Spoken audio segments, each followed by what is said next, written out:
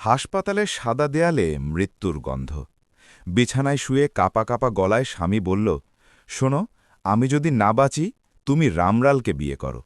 বউ হকচকিয়ে উঠল, চোখের জল আটকে বলতে লাগল, কি বলছেন? রামলাল? ও তো আপনার শত্রু। আমি ওকে কেন বিয়ে করব? স্বামী অসহায় হাসল, চোখের কোণে পানি জমল।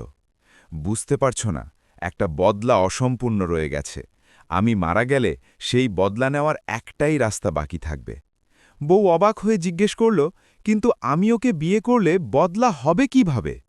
স্বামী ফিসফিস করে বলল, রামলাল সবসময় ভেবেছিল সে আমাকে হারিয়েছে।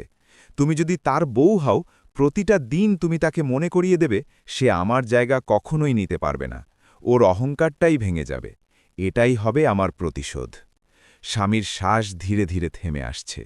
বউ কাঁদছে, আর মৃত্যুর আগ মুহূর্তে স্বামীর কণ্ঠে শেষ নির্দেশ, এই বিয়েটাই হবে আমার সবচেয়ে বড় বদলা।